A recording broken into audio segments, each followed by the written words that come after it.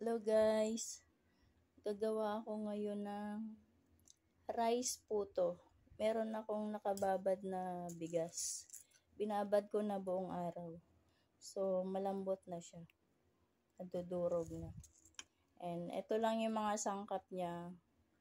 3/4 na sugar, sweet corn, 1 cup na gata, and baking powder.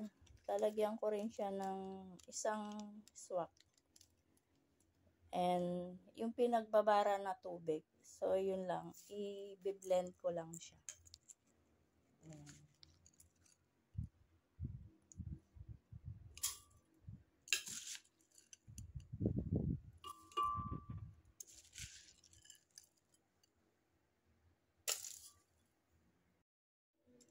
Ito guys, lagyan ko rin siya ng 1 cup na kanin bahaw or kanin lamig.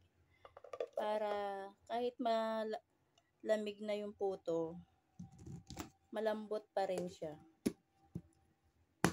So, yun, blender ko lang. Ito na guys, pinong-pino na siya. Malapot na siya.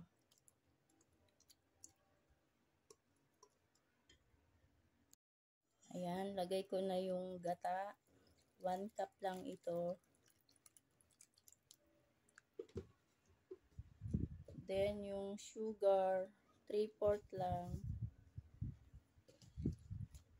And yung magpapasarap dito, itong mais sweet corn. At syempre, itong powder milk. Para mas malinamnam siya. At atin nang ipahuli ang baking powder. Yung isang ganito, sakto lang siya sa 2 cups.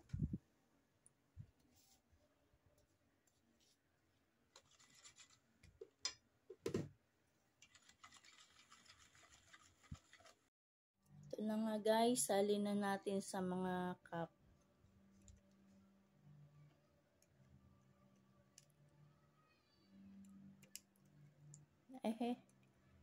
Sumusobra.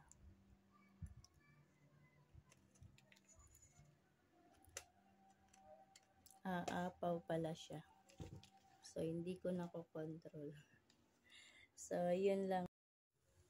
Ayan guys, ito na nga ang aking putong bigas. Nang hilaw siya, puti.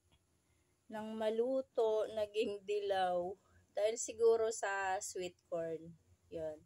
So, yun lang guys. Na-share ko lang tong niluto ko ngayon.